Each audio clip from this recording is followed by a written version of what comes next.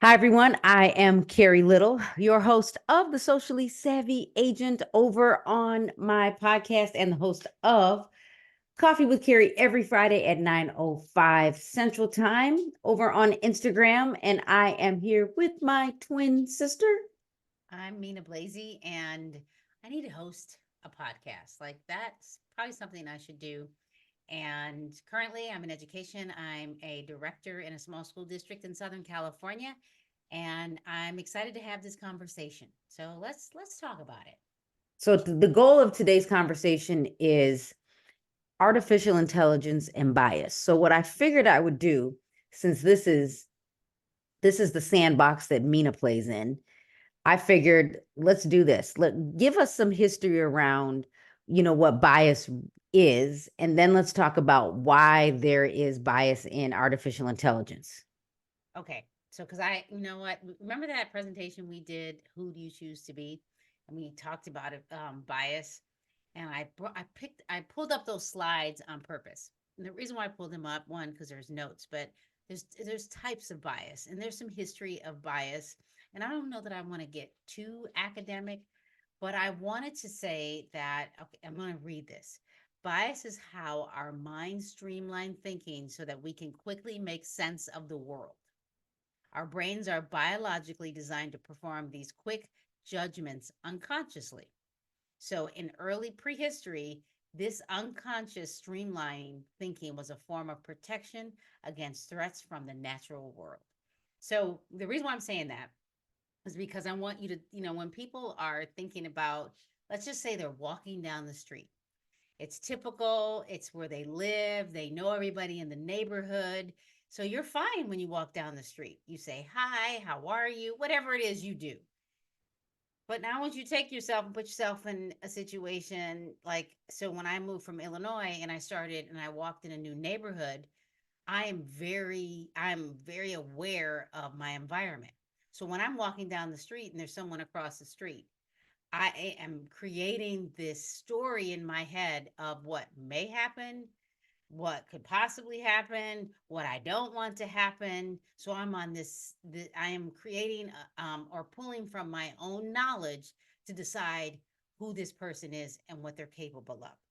And that kind of bias is what we call implicit bias. It's in our head. And there's another kind of bias. It's called explicit bias. Implicit meaning inside in your head. And then explicit mean outside, like exit, to go out of. And that explicit bias might be when you verbally say something out loud. And this can be a scary point because some people will say things and you're like, oh, or like if somebody puts someone else down, they talk about maybe their size or their height or their color. That's kind of an explicit bias. Like you know that you have it. But typically we have Do bias. they know that they have it, or are they just saying it out loud? Okay, that's a good question. Um, we know they have it. We know they have it because they're saying it out loud because our biases can tend to control what we do. They could be good to help us because if I go to another country and I know they have wild animals on the loose wherever they are, I'm going to search into my head and go, no, I'm not walking down that street.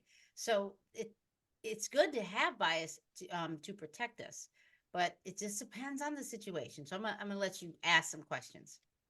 So now that you've kind of given us some basic insight, enough information for someone to understand what a bias could be. Back in November of 2022, we got this thing called ChatGPT, artificial intelligence. Now, we've been using artificial intelligence pre-ChatGPT, right? We've got Siri, we've got Alexa, we've got Google Home. We have all of these different functions that could be deemed as artificial Or intelligence. speech to Now, text, like on your phone. You talk. right. Yeah, artificial intelligence. And I'm in the real estate space. So for us, it's using images when we put a property on the multiple listing service and telling the system to figure out what the images are: front of the house, the back of the house, the living room, the dining room, the swimming pool. So we've been using artificial intelligence. And what we do know about AI is the first successful AI was like 1941, right? So AI has been around for a long time. Now, fast forward November 2022, Chat GPT. So talk about, when all of a sudden you have the ability, kind of like, well, I shouldn't even say kind of. When we wanted to know something, we would Google it. And then you'd get all of these different queries. You could see what could be out there. Now you have Chat GPT, you have Google Bard, you have Perplexity, you've got all of these different artificial intelligence tools that have pulled in all of this data, and it spits out what it thinks is correct. So talk about what ChatGPT is, or AI tools like ChatGPT do, and how they're created. Okay. So ChatGPT, or generative pre-trained transformer, is created by a group of people that code it. So it's just like a website. Before we could do what we call drag and drop and make things pretty and just type right in it, they had something called coding, HTML. And you see that coding when you accidentally press a key on your computer and that information comes up on the right side. Jibber What? jab, Yeah. like just So stuff. that's You like you right clicked by mistake. yeah, you click something, you don't even know what it is. And then you can just kind of click on that X and make it go away. Well, somebody is coding the GPTs, the generative AI. Generative meaning it's generating something for you quickly, not quickly, whatever you want to think of. So the people behind it that are coding it are people like you and me, or are they? So when we code things, we are coding it based on our own personalities, our own information in our head. And so the people that are doing this are people that are engineers. And you can decide how many friends do you know that are engineers. Are they could be coding engineers, or they could be the ones that are they could be medical doctors that are telling and looking at the GPT output. Let me try to make this in a way that it's easy to understand. You get a bunch of people together that are looking at the output of what you tell ChatGPT. For example, if I talk into my phone and tell ChatGPT, create a recipe for me to make potato salad. Now you can run with that based on what TikTok says about potato salad. Well, the people that decided what potato salad is good is what's going to pop up. And I promise you, if you put it in, because I would like potato salad and make me a recipe for potato salad. And I kid you not, it added raisins. So that right there I didn't want raisins, but it decided for me what I wanted it to do. So you have a bunch of people that one code this system, this product, this platform. Then you have another group of people that come together. Just think about a think tank that comes together. And let's just pretend like they're all potato salad experts. They came together and they decided what the best recipe was, and they all decided and they said, well, that's a good recipe. So ChatGPT spit something out and they're like, no, that's not a good recipe. Add raisins. That's a good recipe. So when it spits it out, we're getting what someone else believes was a good recipe for potato salad. I'm laughing in my head right now, thinking about these people sitting at a round table as potato salad experts. So you can decide who those experts are. We can actually say, what if there are a group of people that are medical doctors that are looking at the GPT output, like, and saying that's wrong, that's not what happens. Now let's even go into real estate. It puts something out, like you ask it a question about real estate in Illinois and see if it'll give you the state law. And you just decide that, oh, it must be right. And you run with it. And then you find out that you can't post that online because you didn't identify yourself. But ChatGPT told you that you could. So the experts that are behind it, just assume there's not a bunch of real estate agents that are sitting around a round table that are the GPTs, are the trainers. And let's even argue now, from my perspective, a bunch of teachers. So Mm-hmm. just think about who's training and who's putting that output. So they're bringing their own background, their own knowledge, expertise, and yes, their bias into these platforms.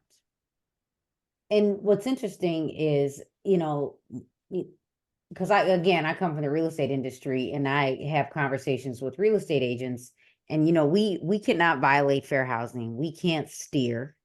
We can't make there's decisions we have to help a client come up with on their own. Like they have to decide where they want to live, what cities they want to live in based on what they want for their family.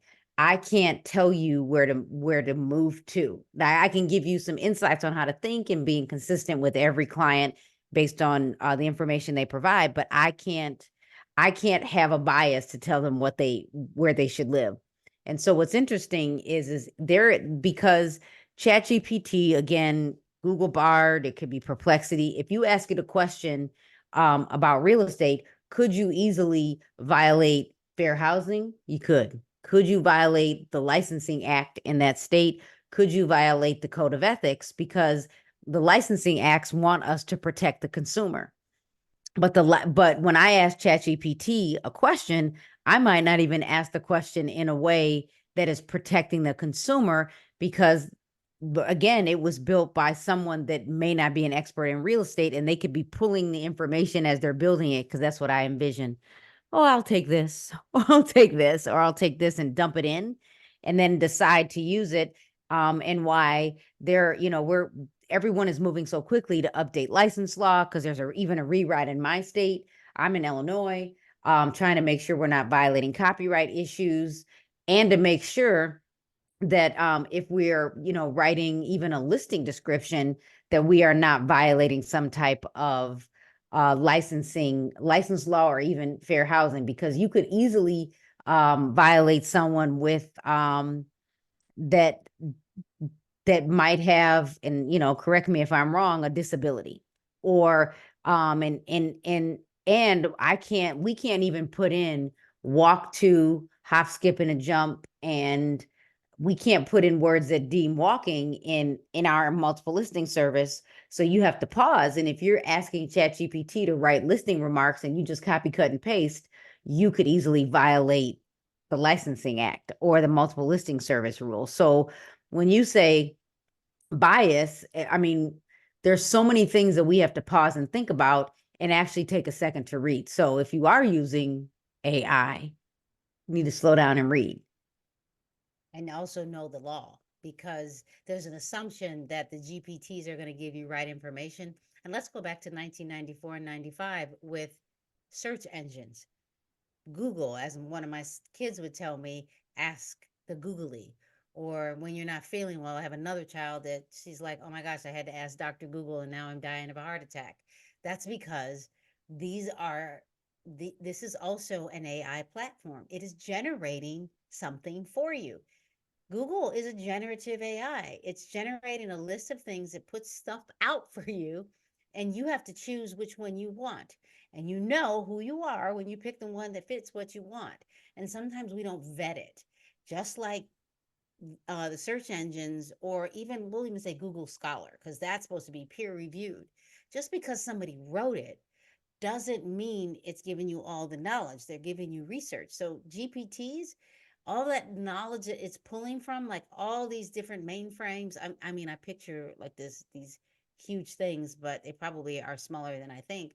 And they're pulling in knowledge. And because you said that about the biases and thinking about people with disabilities, I decided to type something in ChatGPT just now. And, in the United States, we can't push our belief systems on children. But what we can do is we can teach them about having conversations with whatever topic it is. For example, in sixth grade in the state of California, they teach world religion, and it's a state standard.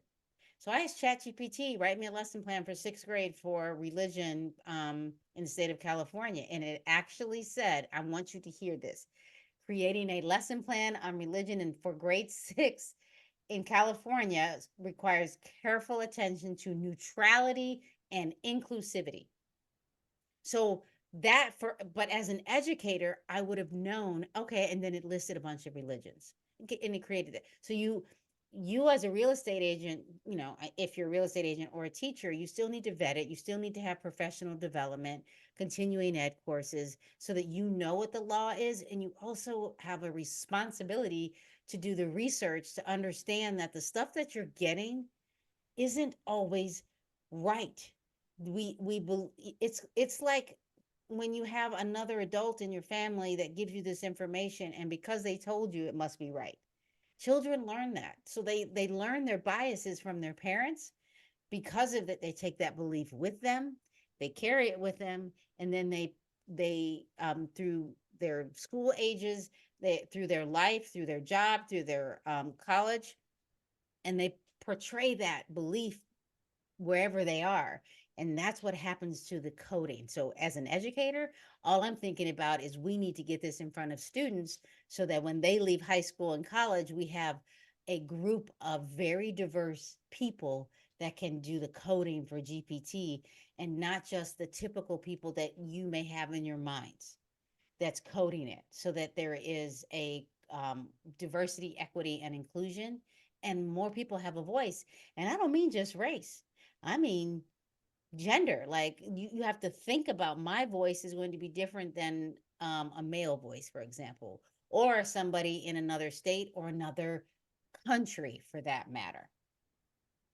What's Thoughts? interesting is because I came over to Discord to look to put in, imagine a real estate agent working in a coffee shop on a sunny day. And so, of course, it decided what a real estate agent looks like. What does it look? What does the real estate agent look like? Um, Female, long hair. What was it? What was the prompt? Imagine a I real just said, estate agent imagine a real estate agent on a sunny day. working in a coffee shop on a sunny day. I got four options. Um, Two men, two women, both, you know, well, I think the one man is Asian. That's what it appears to be. And then white man working, Asian female, white female. And typically, whenever I do this, I have to work really hard to get a diverse group. And if I ever get someone of darker complexion, that it's depicted a little rough. Like, I don't know, maybe I'm still not saying that right.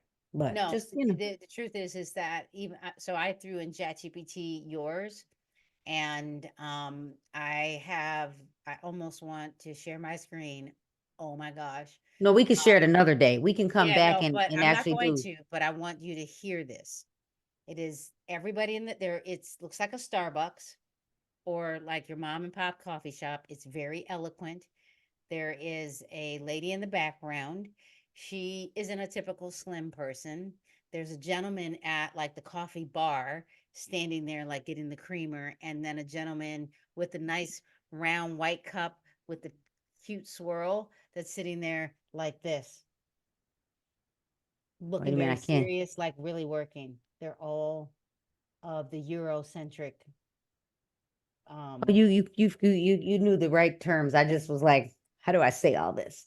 So here, let me yeah. say this before we end. What are some key takeaways for anyone in any industry, whether you're a business owner, an entrepreneur, real estate industry, educator, in the administrative world, in the education space, or you just work for a corporation? Maybe you're in public relations, or maybe even you're a writer. Like, what are some key takeaways for anyone that is going to use AI, and what should they understand with bias when it comes to bias? Um, First of all, when you come across bias and you have a feeling or emotion about it, like anger or sad or frustrated or disgust, kind of like the movie Inside Out, I guess, um, just sit in it and then ask yourself why you feel that way. Because typically, what people do is they immediately want to attack someone else and blame them. Say, why do I feel like this? Why does this bother me? If it bothers you. Like, quite honestly, this is a great photo. I would want to use it. It doesn't bother me. However, if I knew that I was looking for somebody that looked like me, it might frustrate me a little bit. Um, but what can I do about it? I can't change this photo other than change the prompt. So you have to consider how do you feel about the bias that may be happening to you? And then when other people have bias, how do you feel again? Like, you don't have to respond to the bias, even with generative AI or GPT. You have to decide, okay, I need to, first of all, every time you use a GPT, Copilot, Perplexity, Bing, Bard is now Gemini, things like that, you are training it too. So you can tell it, you just keep telling it, that's not very equitable. Let me tell you why. Do this, this, and this. We're not going to change the world overnight. However, the world can change over time. Sounds something like what you say.